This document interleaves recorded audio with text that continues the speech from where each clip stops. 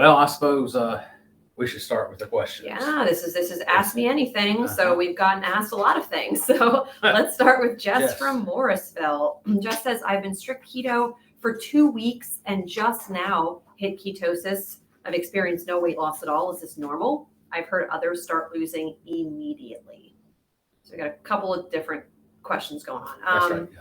So the 2-week period can be very normal when you are initially starting keto. Some individuals can get in very quickly, just a day or two. Other individuals can take up to 4 weeks just based on their physiology and if they've ever done it before. Would you agree? That's right, yes. So ketosis means you make ketones. Ketones come from burning fat. You burn fat as your primary energy source, you make ketones. Hence the word ketosis. Indeed. Not to be confused with diabetic ketoacidosis, different thing altogether. Yes. Nutritional ketosis. Yes. Okay, you restrict carbohydrate, your insulin level comes down, you burn fat as your primary energy source, you make ketones. We call this ketosis. So it can take a while to get into ketosis. You're exactly right.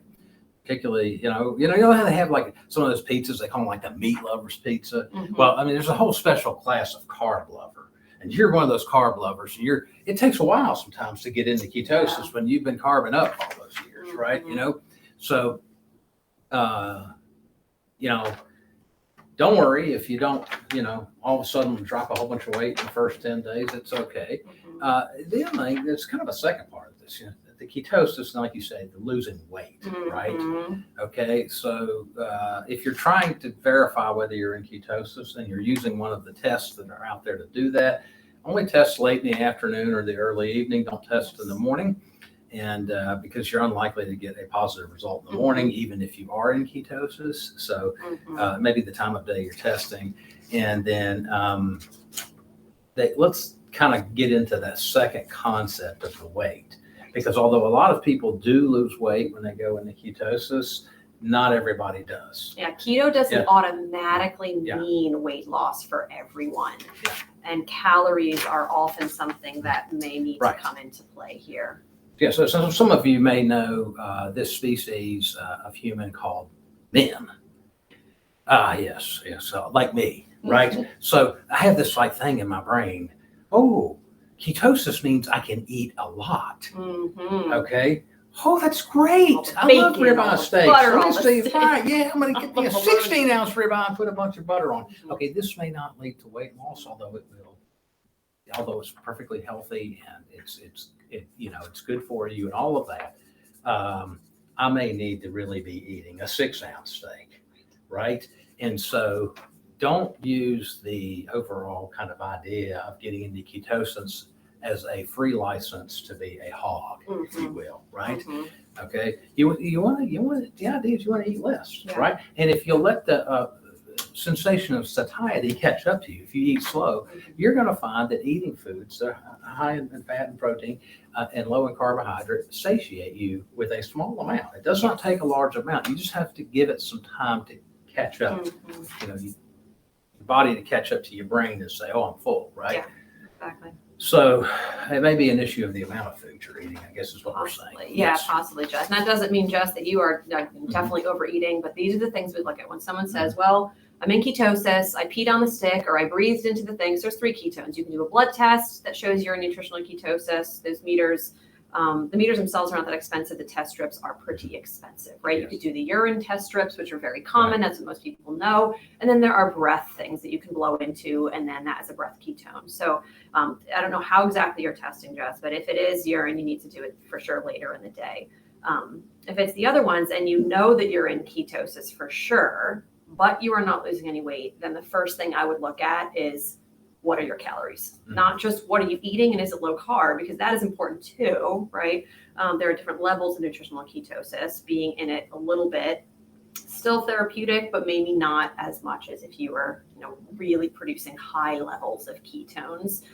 So making sure that your carbohydrate are low, stay low, and make sure that your calories are low enough for you to lose weight. That is going to be really important. And making sure, and on that same thing, that you're only eating when you're hungry and you're not eating past full. Because naturally ketone productions should allow us to engage in longer periods of fasting and smaller portions. So we really have to be very in tune with our bodies, because when we eat a standard American diet, we are hungrier and we need more food to feel full. When we get into the state of nutritional ketosis, where all these wonderful therapeutic things are happening because our insulin level has dropped and our blood sugar is really stable, we don't need as much food and we don't need as much of it, like as frequently or as much at a time. So we really need to practice some mindfulness and not just eat out of habit, because it's time, because they're eating, because we're bored, because we're sad, because we're happy, because we're tired. Like all those things we really need to address. And that's with any eating plan, but with keto in particular, people don't always know when they're supposed to eat, because maybe we're helping them with their appetite with medication, or they're just not used to having to eat so little. Yeah, that there you bring up a point there that the other thing to consider, Jess, is that maybe you need some medicine. I can't tell you how many. It's just like I'm thinking of this one thing that happens yearly for me, and I'm invited to speak at a keto event, and I go. There's a lot of people there, and a lot of them aren't my patients, and they've been doing keto, but they've not been losing much weight. And so they're at the keto event trying to solve this, and I'm the only guy in the room that ever talks about medicine. So they come see me after it, and they all go on medicine, and they all keep doing the keto while they do the medicine, and guess what?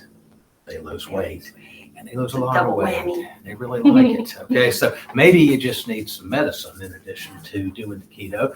We say the four cornerstones for treatment of obesity: your nutrition plan, in this case keto, some physical activity, behavioral change to do the first thing. You got to have that enough. And the fourth pillar is that of medications, right, or pharmacology. And so it may be that you're just skipping this pillar, and your body needs that. And there's medicines to help you. So, one we use particular often is of the stimulant category called phentermine, but there are many others. We've mentioned topiramate on this show before. We've mentioned metformin before, which, Jess, I don't know where you are in your lifespan, but some women struggle a lot more in the perimenopausal, menopausal period, and may need something like metformin to help with that insulin resistance, which can happen as we get older as women. And there's also newer agents. There's injectable agents of the GLP-1 class. There's a medication called Contrave that works in the brain on cravings. So we have a lot of options. Some people think, it's just phentermine, but phentermine is a great one. It's been around since 1959. It is a tried and true, but it is not the only one that we use. So if you have any apprehension towards taking a medication like phentermine, come talk to us. Let us explain that there are other options and help you understand why phentermine may actually be a good option for you. Right. And part of coming to see us too is you're going to go through a metabolic assessment. We're going to make sure that, Jess, maybe you're not on a medication or two other medications for other medical conditions that are preventing you from losing weight. I have switched medications, doc has switched medications to individuals, and that is the key. Maybe their blood pressure medicine or their antidepressant or something is the barrier in their way. And when that gets changed, boom, everything you were doing before that wasn't working, it starts working. So that is what we are here for, right? So give us a call, let us help. And thank you so much for your question, because I think other people also feel frustrated when they see others losing, crazy amounts of weight within days, saying, I went keto and I dropped 20 pounds in, 20 days. That is not always the case. It can happen, yes, but if it doesn't happen for you, doesn't mean you're doing something wrong. Just means we need to change a little something. That's a good question.